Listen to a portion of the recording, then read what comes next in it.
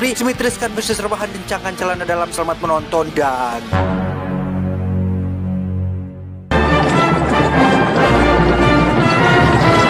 Di sepanjang masa ketika Atlantik masih diselimuti lautan, lahirlah seorang laki-laki gagah perkasa. Dia bernama Conan dari bangsa Cimmeria. Saat ini Conan terlihat sedang berdoa di depan sebuah makam batu keramat. Di situ juga ada Malak, asisten dari Conan yang kebetulan sedang menghitung harta hasil jarahan mereka dari para perampok.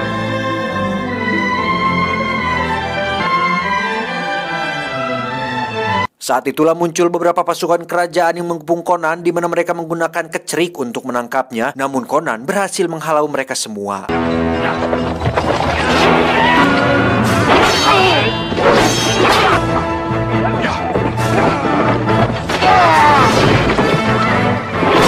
Dan setelah semua pasukan tumbang, barulah sang ratu muncul. Beliau bernama Ratu Taramis. Conan yang terkenal kuat dan tak terkalahkan membuat Ratu Taramis ingin meminta bantuannya, di mana Conan akan diberikan sebuah imbalan yang cukup mustahil, yaitu kebangkitan kekasihnya yang sudah meninggal, yang hal itu bisa dikabulkan asalkan Conan mau menuruti semua permintaan si Ratu Taramis ini. Do as I ask of you, and I will.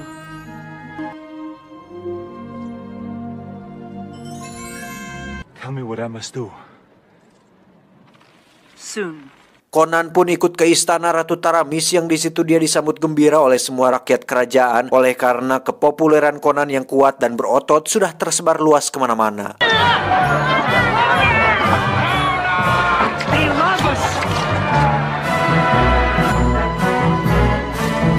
Sampai di istana, Ratu Taramis pun langsung menyampaikan apa tugasnya, di mana Conan harus menjaga seorang putri bernama Putri Jenna yang akan melakukan perjalanan untuk mengambil sebuah kunci berupa kristal yang bisa membuka pintu untuk mendapatkan tanduk sakti berhiaskan permata. Konon yang jika dibalik artinya jadi beda, tanduk tersebut adalah sumber kekuatan yang bisa membangkitkan Tuhan mereka, yakni patung yang sedang dipegang oleh si ratu saat ini, yang secara logika Tuhan tidak bisa dikatakan Tuhan jika harus dibangkitkan terlebih dahulu, apalagi oleh manusia fana yang lemah seperti kita.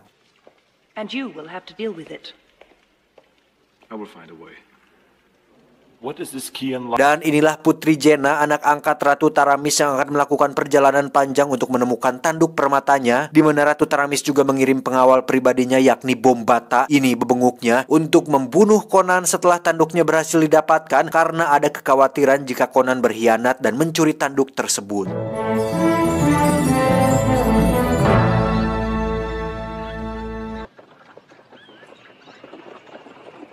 Di tengah perjalanan, Conan bermaksud ingin mengikut sertakan temannya yang merupakan seorang dukun sakti mandraguna, tetapi nampaknya dukun tersebut tidak terlalu sakti-sakti amat, karena saat ini dia justru terlihat sedang kesulitan dan akan dijadikan makan siang oleh suku kanibal yang sedang kelaparan.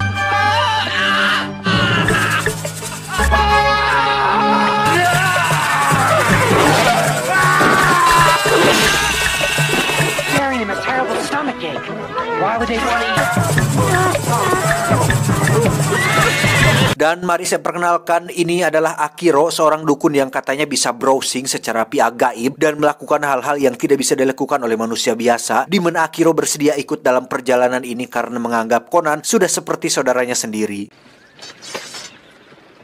I need you.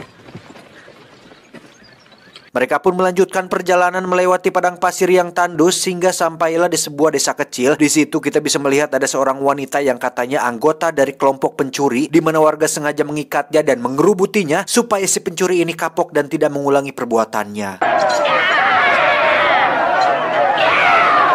Melihat perbuatan warga yang tidak manusiawi, Conan pun memutuskan untuk menolong si pencuri. Dia bernama Zula, seorang wanita pencuri yang cukup tangguh dan memiliki kemampuan gelut yang tidak bisa diremehkan.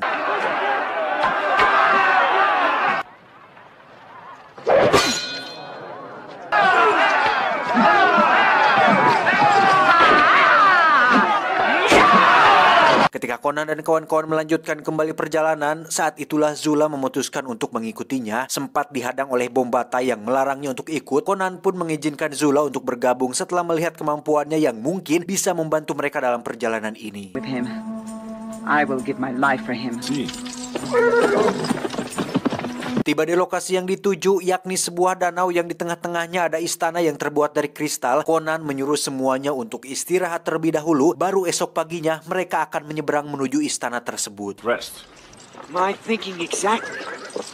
Saat malam tiba, kita akan melihat sang penjaga istana kristal, yakni seorang penyihir hebat bernama Thoth Amon. Dia pun berubah menjadi seekor burung, kemudian terbang ke tempat peristirahatan Conan dan kawan-kawan, lalu menculik Putri Jenna dan membawanya ke istana tersebut.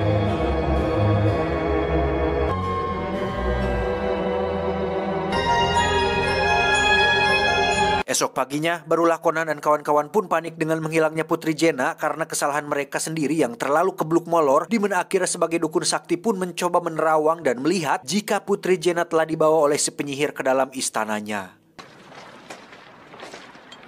Akiro! There! I'm rowing.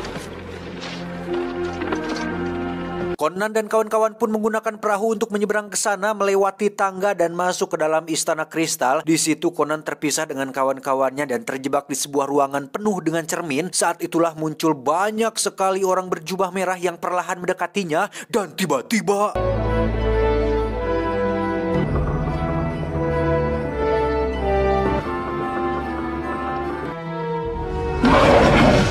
Conan pun terlibat pertarungan dengan si penyihir yang berubah menjadi monster jadi-jadian, di mana Conan cukup kesulitan menghadapinya, bahkan beberapa kali sempat dibanting dan dilempar oleh monster jadi-jadian tersebut.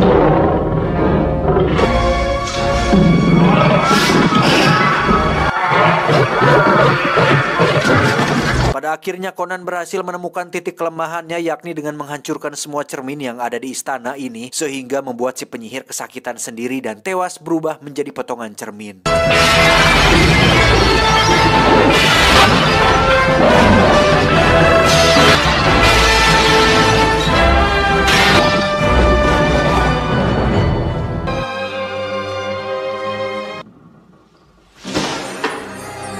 Setelah Putri Jenna gugah dari bobonya, dia pun segera mengambil kristal tersebut dan tanpa buang waktu, mereka semua pun pergi meninggalkan istana kristal yang tenggelam ke dasar danau.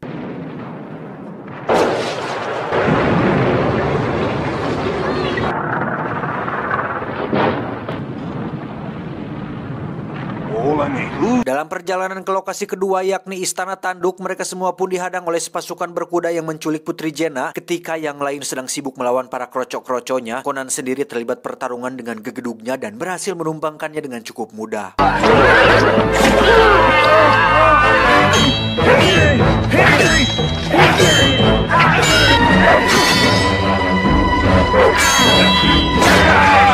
Setelah pasukan itu kalah, Bombata akhirnya jujur bahwa mereka adalah pasukan Ratu Taramis yang dikirim untuk membunuh Conan dan kawan-kawan yang dianggap akan berkhianat dan mengambil kristal itu untuk diri sendiri. Tetapi setelah pasukan itu kalah, akhirnya Bombata mengalah dan ikut melanjutkan perjalanan ini. You were going to hurt the girl. One of the Queen's guards. Why did they attack us? Sampai di Bukit Bebatuan, di sana ada sebuah istana batu yang tersembunyi, yang dengan kekuatan fisik kuatnya Conan berhasil mendorong pintu masuk tersebut. Lantas masuklah mereka ke sana, di mana Akiro menemukan beberapa tulisan kuno yang mengatakan bahwa tanduk tersebut berpotensi bisa membangkitkan sesosok iblis bernama Dagot yang dipercaya bisa menguasai dunia dengan kekuatan kegelapan, sehingga semua yang dikatakan oleh Ratu Taramis di awal tidak lebih dari hanya sebuah kebohongan belaka. Death to the world. Then let man fear. Ketika Akiro akan memperingatkan Conan, Putri Jenna sudah keburu meletakkan kristalnya, sehingga sebuah pintu api pun tiba-tiba terbuka. Lantas Putri Jenna masuk ke dalam dan mengambil tanduk berhiaskan permata yang selama ini dicari-cari oleh Ratu Taramis.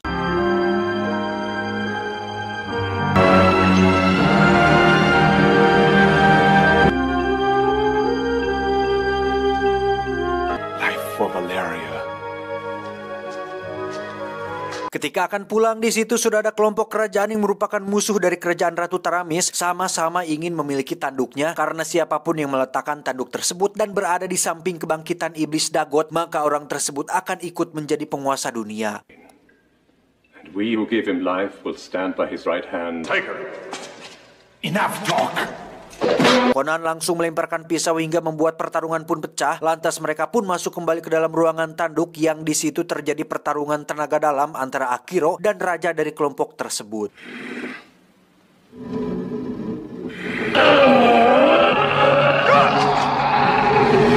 Setelah berhasil menutup pintunya, Conan dan kawan-kawan pun keluar melalui jalan rahasia, di mana Bombata yang masih setia terhadap Ratu Taramis pun meruntuhkan dan menutup jalan keluarnya, sehingga hanya dia dan Putri Jenna lah yang berhasil keluar dari istana tersebut.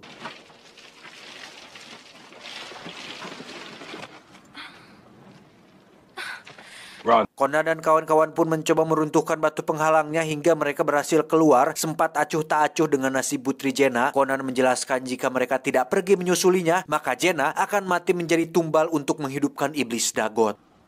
What for? To stop Jenna's sacrifice. I will. I will. What are we, some charitable institution? We're thieves! Hey, wait for me! No, you can't do it out! Singkat cerita, Putri Jenna dan Bombata pun sampai di kerajaan dan disambut bahagia oleh Ratu Taramis, yang tanpa buang waktu mereka langsung mengadakan ritual untuk mempersilahkan Jenna menempelkan tanduknya ke dahi patung Dagot, yang pada saat bersamaan langit pun tiba-tiba menjadi gelap dan patung tersebut terlihat bergerak sedikit. God. Power above all power.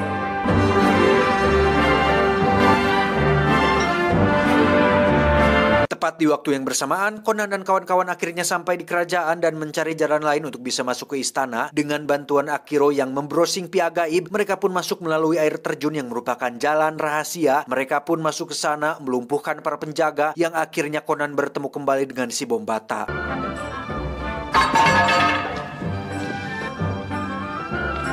Terjadi pertarungan sengit di antara mereka berdua yang diakhiri dengan tewasnya si Bombata, di mana Putri Jenna sendiri akan dibunuh sebagai tumbal untuk membangkitkan iblis Dagot. Tapi tiba-tiba, ya, Zula berhasil menombak sang Algojo yang membuat ritual penumbalan gagal, di mana iblis Dagot pun akhirnya bangkit dengan bentuk yang tidak sempurna, di mana bentuknya justru lebih mirip kombinasi antara Godzilla yang dikawinkan dengan badak bercula satu.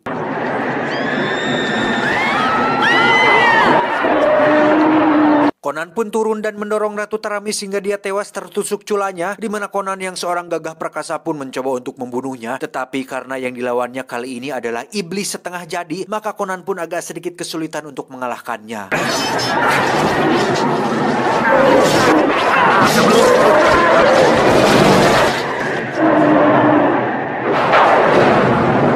This is life! Tear out the horn! Dengan kekuatan Terminator, Conan pun loncat ke punggung si Dagot, mencabut paksa tanduknya hingga membuat makhluk tersebut tewas seketika.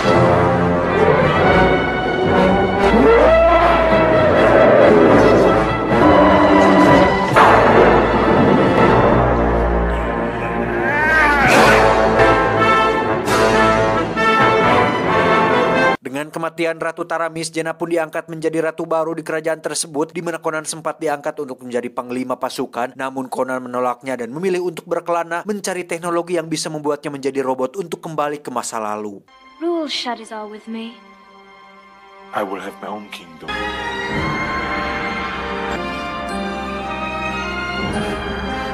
Tamat, ending yang cukup membagongkan.